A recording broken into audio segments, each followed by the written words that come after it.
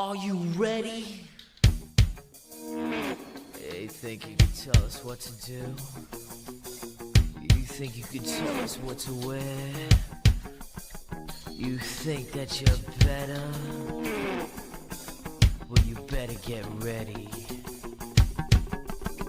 Bow to the masters. Break it down!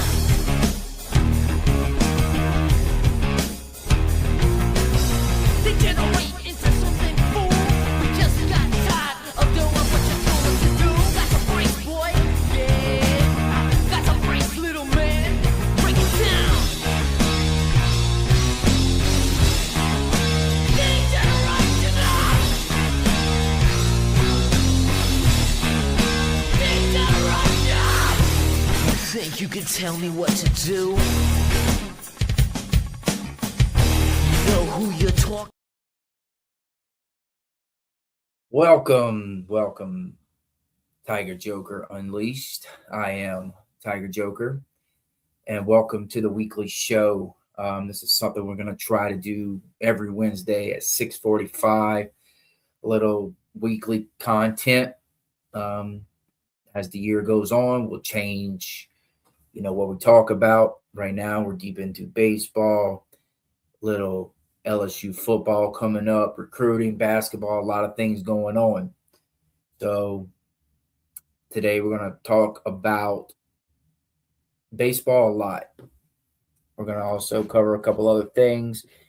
We got a few questions to answer, and we'll go from there. But before we do, I have to mention our sponsor of the show, KAJ Southern Apparel. For all your apparel need, please give them a follow. Give them your business. I promise you won't be disappointed.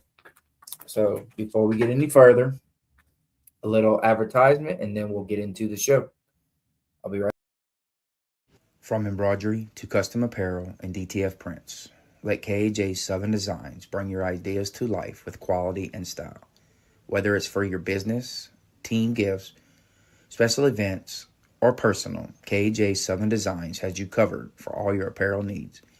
Not only is KAJ Southern Designs a sponsor of Tiger Joker Unleashed, they are also the provider for Tiger Joker Unleashed apparel.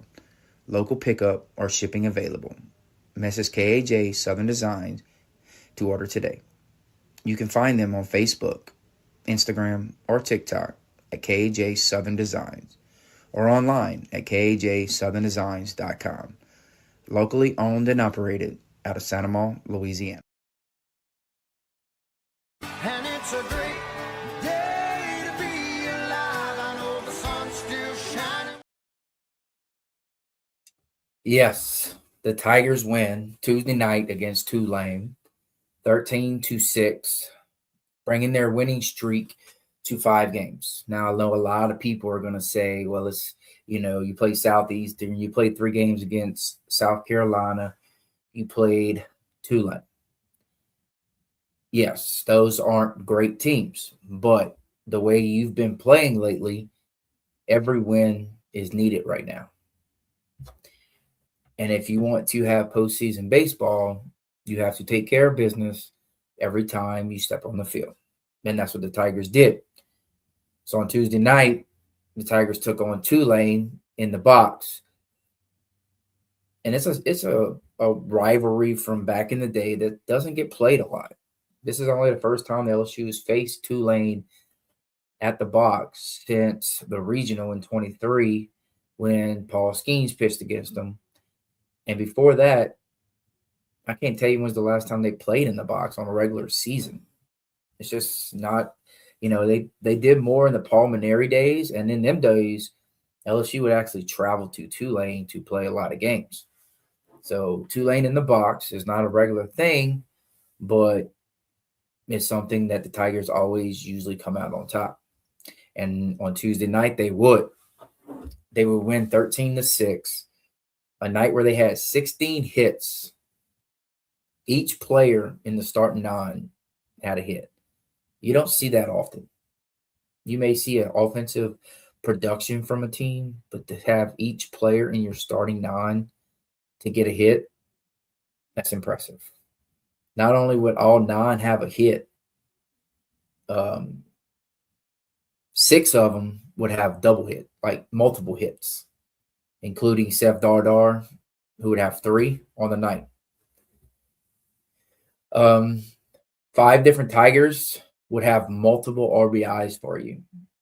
Milam would have 4. Pearson would have 3. Aaron Beatty would have 2. Jack Rucker would have 2. ther would have 2. And you were led offensively for the night, jumping out to a 6-0 lead in the first inning and then a 9-0 lead after 2. Offense was definitely the key to Tuesday night's victory. On a night where you wouldn't see, some of your top arms are coming out of the bullpen, but offensive get the production that you needed to take care of it. Now, it wasn't an RPI win. You went into the game with a 55 RPI.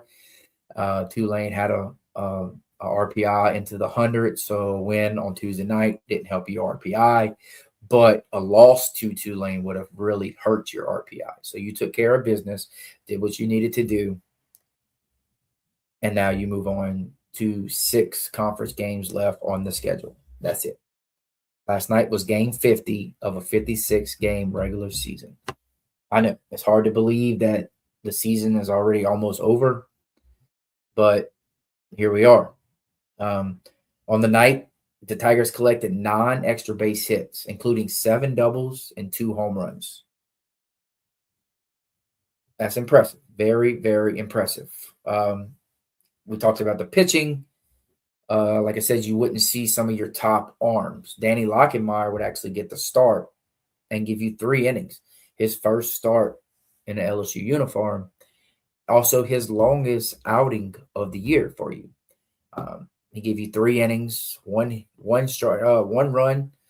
I think he gave up 4 hits, struck out 5, and I think he only walked 1. It's a very impressive outing for Danny Lockenmeyer in his first start in the LSU uniform.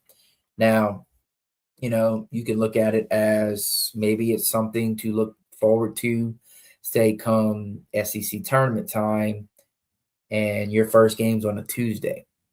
Could that be something that Jay wanted to see last night, getting 3 innings out of Danny Lockenmeyer to maybe potentially start that Tuesday night game? And again, that comes down to what you use in your bullpen on the weekend ahead, the last weekend of the regular season against Florida. But seeing Danny Lockenmeyer go out there and give you 3 solid innings, 2 scoreless innings, and he would give up a run in the 3rd inning on back-to-back doubles. But seeing him give you 3 good innings could be something to look forward to later on in 2 weeks in Hoover. Even if he doesn't start the Tuesday night game and you work your way into, 3-4 games into the week, he also gives you a little bit of starting experience that you can count on. The rest of the night, you would see Cooper Williams, Ethan Plaug, Grant Fontenot, and Zion Theopolis. They would all, close out the game after Lockenmeyer was done.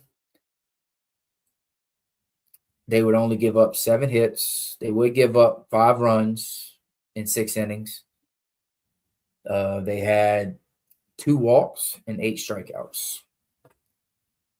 So, you're not your top 4 arms out of your bullpen got you a W in a night where your offense really clicked and really gave you the support you need to win the midweek game. The highlight of the game, I'm going to say, is Cade Aaron Beatty. Cade Aaron Beatty is on a burner right now, on a hot streak. Jay did say in the beginning, fall, that Cade Aaron Beatty would be the best player on this team eventually. And right now he is. Right now he is carrying you offensively, along with a couple others, but he is one of the main ones. Jason Armstrong on X, I think he has like LSU baseball report or some account. I'm not off the top of my head. I can't think of it, but he posted last night. He said that on Easter Sunday, Cade Beatty woke up and decided to become the best baseball player in college baseball. And right now, I mean, you can't say he's wrong. So LSU has played 18 games since that Easter Sunday in which Cade Beatty had the 4 home runs. In them 18 games, Cade Beatty has hit 11 home runs. 11 home runs in 18 games. That's impressive. Now, I know he did have the 4 home run game, but you add that into what he's doing at the plate right now. In them 18 games, he's had 31 hits. He's batted .392 in 18 games, collecting 25 RBIs. Let me say that again. 31 hits, 11 home runs, and 25 RBIs in an 18-game stretch. That's amazing. Unless, it doesn't get overlooked, but his play behind the plate has improved tremendously since the beginning of the year. The beginning of the year, we were having, no matter who we put back there at catcher, we were having pass balls. We were having, errors behind the plate. It just seems like we couldn't get what we needed behind the plate. Well, here come lately, both him and Cerner had given you a lot better games, a lot better production. Defensively, yes, you still have a couple pass balls. You have a couple of missed pitches, but overall, the play from the defense on catcher position, tremendous improvement. And it only gets better. Cade Beatty is a true sophomore. Omar Cerner, a true freshman. Both of them, I do expect to be back. People are going to come. People are going to throw money at them because of the impressive season they're putting together. But I believe in Jay Johnson. I believe in this program to keep them and to, that is your core going into next season. And we'll get into that a little bit later, what, your core on your team right now. Some people, you have 4 true freshmen starting in the lineup.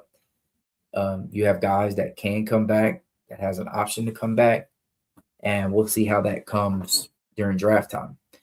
But we get back to Cade Beatty, impressive performance. He would throw out 2 runners last night. He would throw out 1 in the first, trying to steal second, and then later on in the game, he would give you a back pick at first base. For the second time in 2 games or 3 games, he picked 1 over the weekend. He also picked a back pick at first base. And he mentioned on, was it Saturday, that, Mason Braun noticed it, and Mason Braun gave him the signal to make that back pick. So Mason Braun, a true freshman at first base, making them kind of calls in big games is also another bright spot for this future. He also would make one of the best plays that I have ever seen a catcher make. Pop up behind home plate, takes off running, slides at the on-deck circle into the wall while making a catch backwards. You don't see many plays better than that from the catcher position. So right now, Cade Beatty is your best player all around right now. He's hitting the ball. He's playing good defense. He's a leader that you need. And if you want to be even more impressed, go listen to a Cade Beatty interview after the game.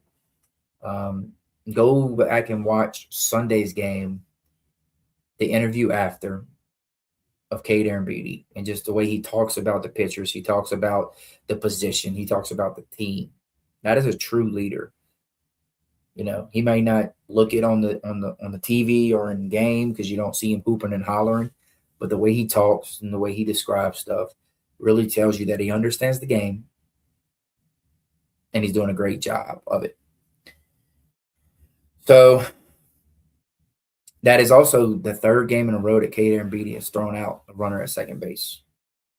When do teams decide not to run on Kate Beatty? And I hope they don't. I hope they keep giving him the opportunity and we keep seeing him throw him out because right now they can't steal on him. Now, a couple of down moments. So Omar Cerna did not play on Tuesday night. Jay, after the game, said that he had some back discomfort. You can ask. I texted watching the game, the first game on Saturday. I texted David Billiot, who was in the press box. I said, Omar Cerna walked. I forgot what inning it was in, maybe mid-game. But I said, something isn't right with him. You can tell as he was walking down to first after a walk that something was wrong with his back. And he was wincing. And I think he would have a steal attempt, ball overthrown, go to third where he don't slide at either one. And when he gets to third, you can tell he gets down on the knee. And again, you can tell he's in discomfort and something's just not right. But he would finish that game and he would play the night game and he would play on Sunday. Now he would DH the second game on Saturday and the third game on Sunday, but he was still in the lineup. He was still in the lineup on a weekend where he hit 416. So, I mean, if you wouldn't have seen what I seen on Saturday, you wouldn't have known that anything was really wrong. And you might even think that it was just a cramp or something like that. But coming out Tuesday, he wasn't even dressed in full uniform. He had a purple top on. So saying he was unavailable. And then after the game, Jay said that he was having back issues. Now, he wasn't, Jay was very optimistic that he believes that he could possibly play this weekend.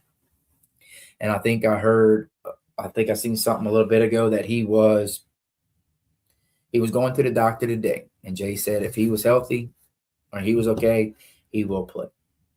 Now, Jay's not going to put a player in a position to hurt themselves even more. We all know that. We see how he handles all injuries.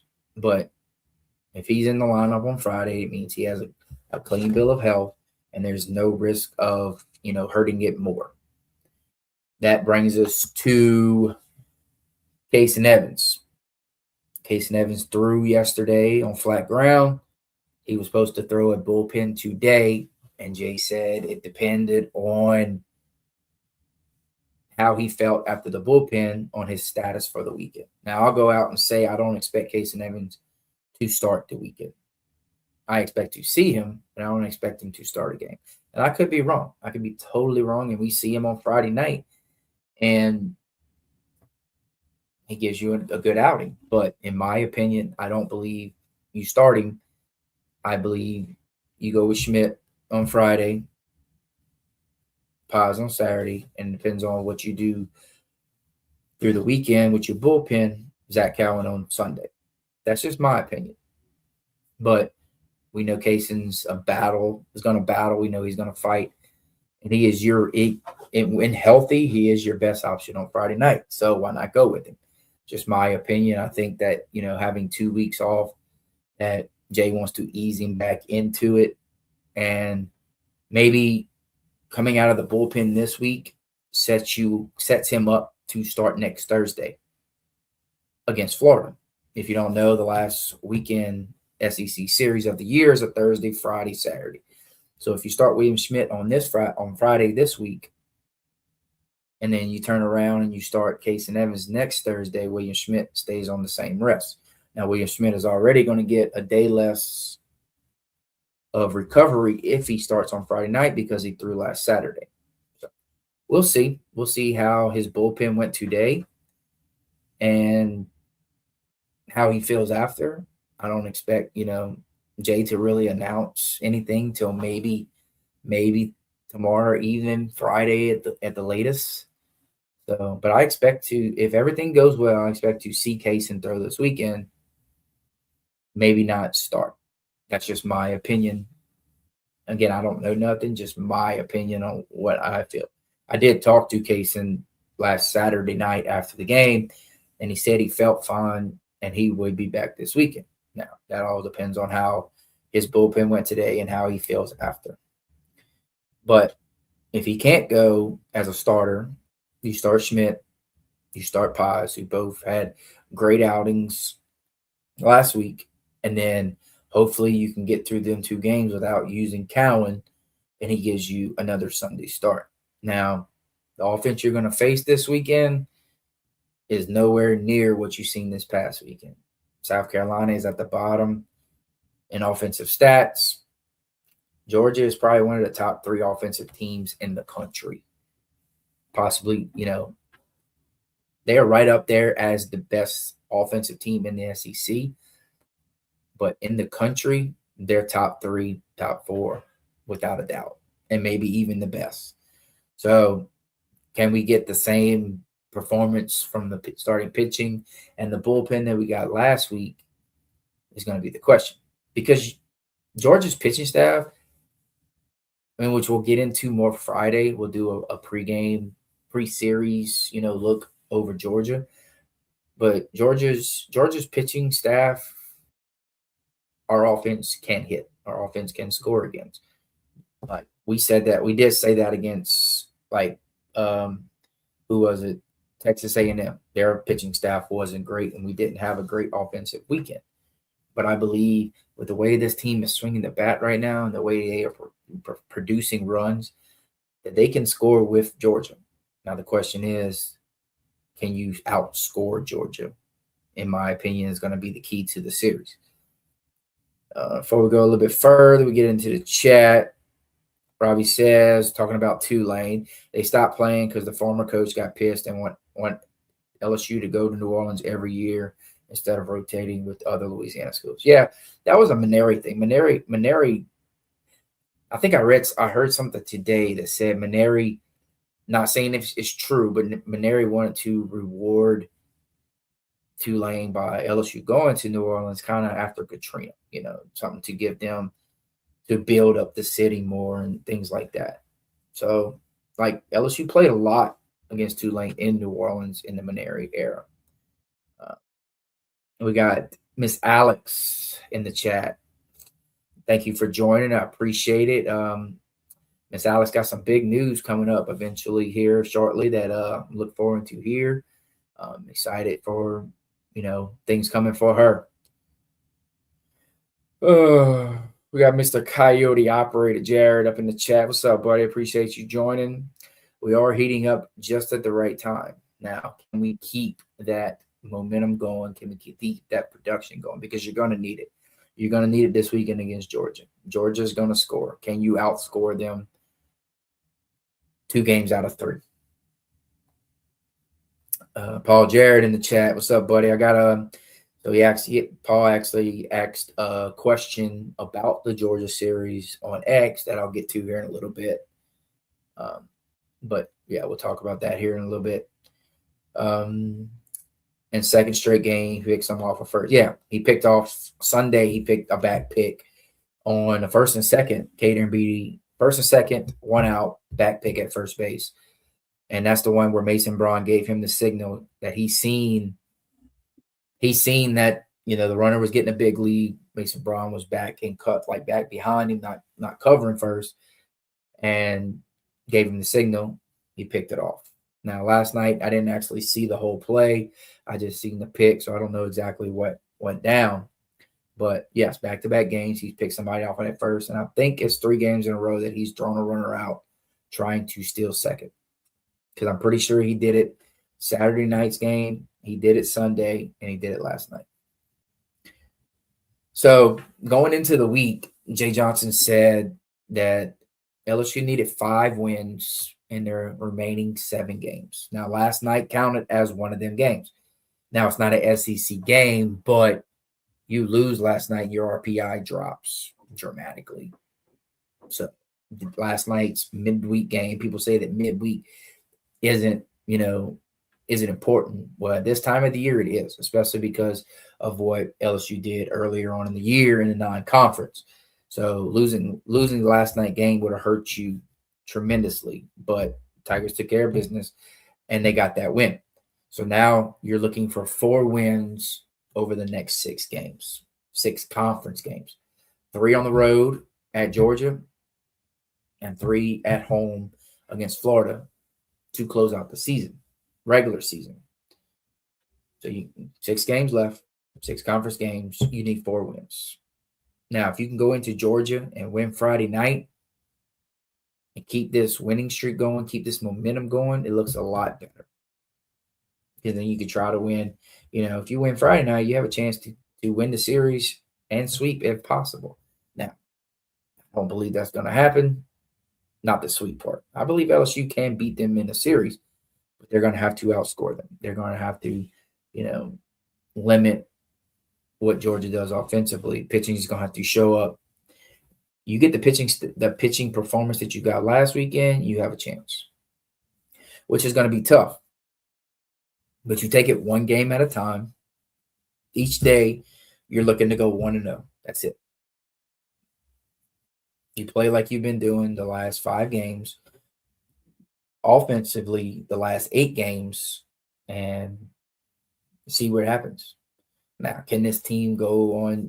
Can they win all 6? Absolutely. We've seen LSU baseball do it before at the end of a season, go on a long run, and then go on to win a national championship. Not saying it's impossible. Very improbable, but not possible. And I'll tell you one thing. Last Saturday night after the game, I stayed around getting the kids some autographs and stuff, talking to some players. And I talked to one particular player who, everybody was devastated when he was hurt and his season ended. Y'all know who he is. So, but I asked him, I said, well, how's the hand feeling? He said, it's feeling good. I asked him, I said, we make it to Omaha, you playing? He told me, if we make it to the regionals, I'm playing. Now, will that happen?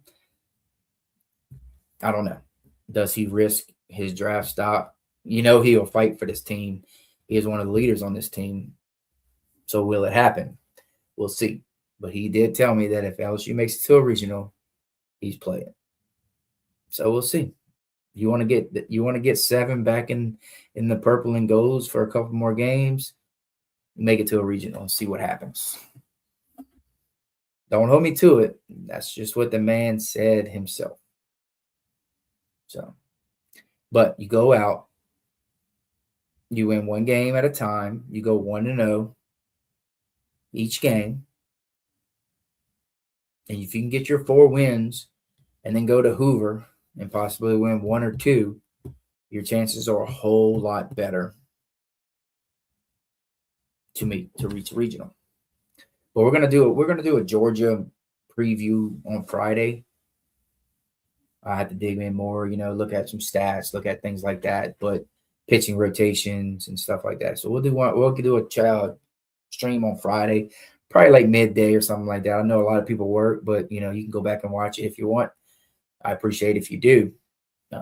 But we'll do that on Friday. So back to Mr. Paul Jarrett. He actually commented on a post on X from his podcast page, Walk It Off Talk, and asked how I feel about Georgia series with the loss of one of their premier guys. Now, he's talking about Henry Allen. Henry Allen is announced that he is out for the season. He was batting .321 with 13 home runs and 41 RBIs. Now, that's impressive. But you want to know how good Georgia's offense is? Paul said, I don't realize what page. No, you're good. Hey, I'm just, you commented from that page, so I'm going to give that page a shout out, but it is you. So, yeah. So Henry Ford, .321, 13 home runs, and 41 RBIs. You say, yeah, that's a big bat in the lineup to miss. He's probably, I'm not saying that he's, their 4th best hitter, but Georgia has the guys that have better numbers than him. They have 3 guys that have better numbers than him in these categories. And we'll get into it. but I believe that Georgia, I don't think it will hurt Georgia as bad by him missing the series as it hurt LSU when Jake Brown went down, because Jake Brown was leading your team in home runs. Jake Brown was leading your team in RBIs, and he was the leader for your team. Now, Henry Allen is great player, utility player, sophomore, having a fantastic season. But Georgia also has other guys in their lineup that can get the production that he gives you. And one name I'll mention right now, the three guys that, I'll say the three guys that are having similar stats or better.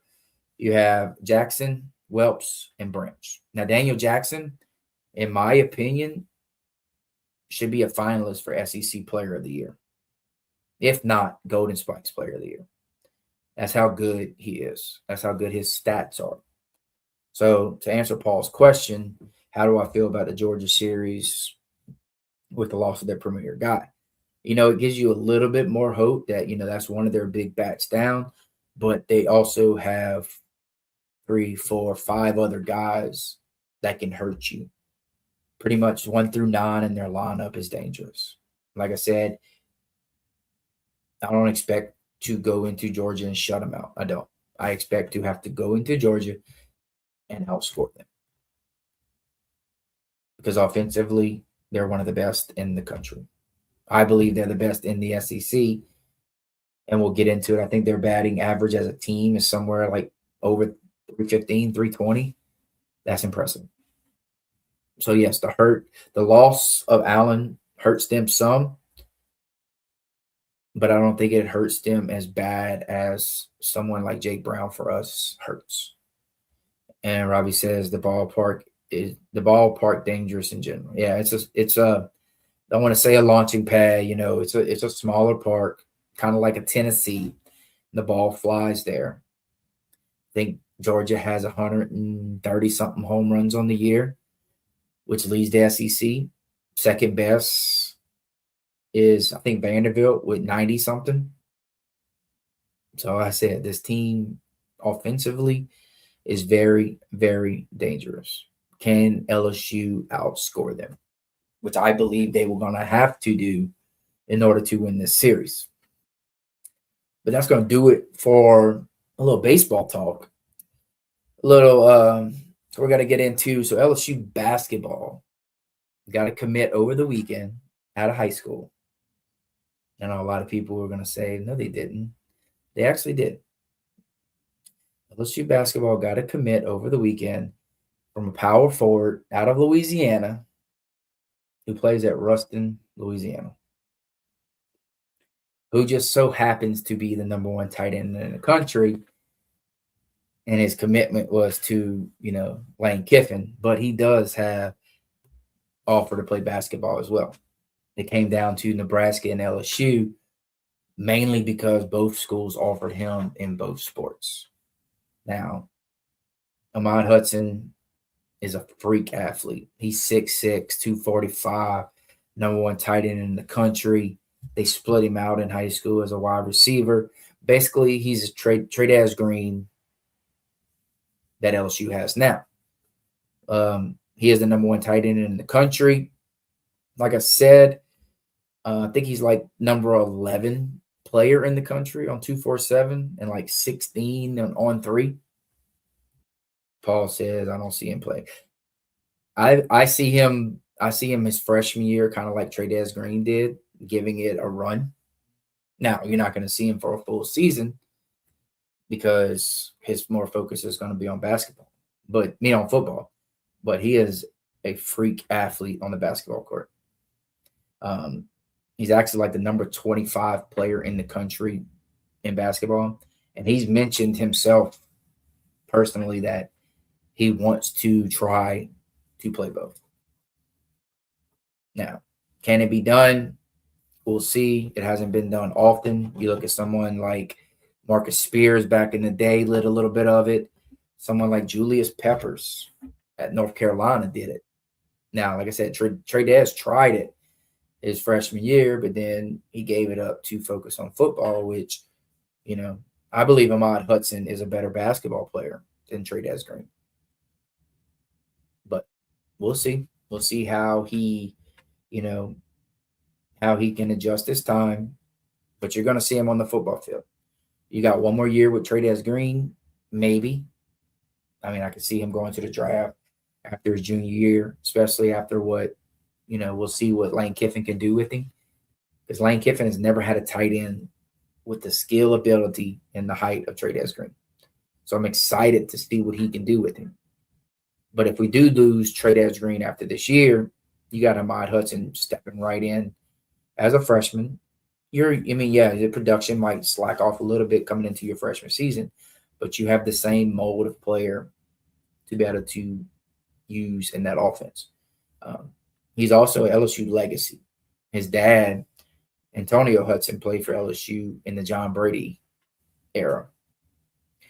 Will Wade went on Tingle and Co. yesterday and said that, on paper, the LSU roster doesn't, they have one player that transfer out of Kentucky. And people are complaining about what's going on. Will Wade went on Tingle and Co. yesterday and said that, they have behind the scenes 7 to 8 committed players that are still getting some things worked out. You're going to see, overseas players, international players, which LSU did get a commitment from a Brazilian who plays in the Euro League today. I didn't do a lot of digging on it, I just seen it. But he's 23 years old. He's been playing in the Euro League. He's been playing professionally ball for, I think, 9 years. He's 23. That means he's been playing professional ball since he was 14. And he's playing in the Euro League, which is, it's not the NBA, but it's the next best thing when it comes to professional basketball. So that's how this roster is going to be built. Will Wade said that he's going to pay 7, 8 to 9 players to get him, the competitive team that he thinks needs to be an NCAA team. He was also asked that if he gets the 7, 8, 9 guys that he has committed, that he, has worked out to come, where does he see this team? And he said it's a top 15 team with the talent he has coming in. So I'm excited to see what he's going to do. We've seen what he did last time. Last time it was more recruiting, and last time the recruiting is what got him in trouble. But now that it's legal, all things are on the table. And I expect big things out of Will Wade. And we said that, Hudson's dad played for John Brady. You know that LSU has 3 former fired coaches around the basketball program. 3 fired previous LSU head coaches in the program. You have Will Wade. You have Johnny Jones, who was fired from LSU before Will Wade. And then you have John Brady. John Brady is on the radio broadcast for LSU. So that's 3 fired former head coaches around LSU. I promise you won't find many other programs, if any, that have that. But the experience on this coaching staff is very impressive. You got Stansberry. You got Johnny Jones. You got Damon Stoudemire. I grew up watching Damon Stoudemire in the NBA. So I'm excited to see what he can do. But, that's going to do it for us tonight. Not a long show. Not a lot going on right now. Just some baseball, But I look forward to every Wednesday coming back with more and more content. When other sports start kicking off, we'll get into that more. But for now, we're going to keep concentrating on baseball until, they're out of it. Until that last pitch, whether it's in Hoover or whether it's in a regional, super regional, or Omaha, I promise you, I'll be watching every pitch. I don't leave early, win or lose. I'm there, and I will be watching and supporting every pitch. And I ask that you do the same. If you go on Twitter during this 5-game win streak, you see a lot of people, bragging about this team. You see a lot of people who were earlier in the year trashing this team. Don't be that fan. Be the fan that supports this team through the tough times, through the bad times, and especially in the good times. Because I promise you, as bad as you feel that this team is struggling, I promise you, them players, when they're struggling, feel worse because they feel like they're letting a program down, they're letting a fan base down. Be there for them. Support them. Don't go be that person on X that gets behind a keyboard and goes on a player's profile, a player's page itself, and call him names. Don't be that person. You think that looks good to future players of this program? You think that's something that they want to look forward to by coming here? Absolutely not. You think that if a recruit sees you supporting a team, win or lose, giving them your all your support and all that, you think that's someone they want to come play for? Absolutely. Thinking, that if somehow that I fail, I still have the support of the program. I still have the support of the fans behind me. And that's all we want you to do. Support them. Just think if that was you out there. You want somebody to support you. Would you want somebody coming in your Twitter feed and calling you names and making fun of you and things like that? Absolutely not. Would you want somebody to do that to your kid? No. And people are going to say, well, they don't see it. They see everything. I promise you.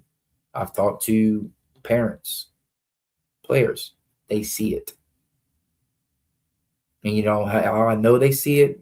Because they react to stuff on Twitter. You support them and you post about them, they'll like it. That means they see it. So I can promise you they see the negative as well. All they got to do is search their name and it pops up. Now, it's okay not to be happy with the performance earlier in the season. Absolutely. But don't trash players. Don't be that person, especially if you're going to hide behind a fake name, fake picture. Be a man. If you wouldn't say it to their face, don't say it behind a keyboard. Do something nice for somebody. Try to bring people up instead of dragging them down. The world already has enough bad and people bringing it down. Be someone that brings it up. Lift someone's spirits. Do something nice for somebody. Tell somebody hello. You never know when it could change their life. Just trust me. I've had opportunities in my past that a simple hello would have changed the outcome of a situation, and it did.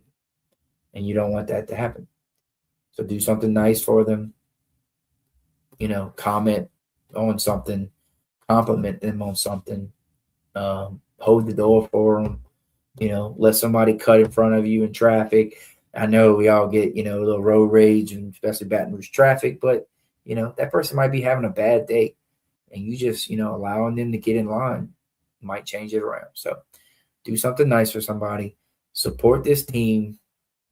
Support this program. And we'll see what happens. Again, Friday night, you're looking to go 1-0. That's it. We're not looking, we're not going into it looking to win the series. We are, but you go into Friday night looking to go 1-0, and you take care of business, and then you take care of game 2 when it gets there. That's all you need to do. Keep the bats hot. Keep throwing strikes. Keep playing defense. LSU's went 2 games without an error on defense. We couldn't say that earlier in the year, but this team is making improvements, especially the young guys. Mason Braun, Omar Cerna, William Patrick, Jack Ruckert, Cade Aaron Beatty. That's 5 in your starting lineup that are definitely coming back next year. Jay Johnson said today in an interview about Stephen Milam. Stephen Milam is a junior. So many expect him to get drafted and many expect him to leave. They asked Jay Johnson what he would do to get Milam back. He said if he wants to come back and wear number 2, which if you don't know, that's Jay Johnson's number. If he wants to come back and wear number 2, we can make it happen. Now, If he does come back, I see him taking over number 8.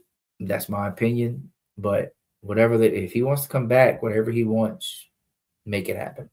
Because he's a leader on this team. And you're seeing, defensive shortstop, he's been the best defensive shortstop all year. Ain't no doubt about it. But now you're seeing the end of the year Milam, the postseason Milam is here. So let us get in a regional with a hot team, with postseason Milam, with maybe number 7 back on the field for one last run. Wouldn't you like to see that? I know I would. So let's hope it happens. Keep supporting till the last pitch, and we'll see how it goes. Don't forget to like and subscribe. Share the video. Tell someone about it. I appreciate it if you do. I'm on Facebook, Instagram, TikTok, X. I have a page on each one. So go follow. On Wednesdays, we will go live on YouTube and Twitter or X, whatever you call it. And then it will be posted to the Facebook page after. Tiger Joker Unleashed on Facebook, Tiger Joker Unleashed on YouTube, Tiger Joker 84 on X, TikTok, and Instagram. But that's going to do it. I appreciate everybody from joining. Paul, Robbie, Jared, Alex. Thank you guys for being in the chat. Remember, support those who support you, because I wouldn't be here without the support of others pushing me to do this. So I support them, and I appreciate them supporting me. So I look forward to talking to y'all Friday for the Georgia preview. And until then, go Tigers.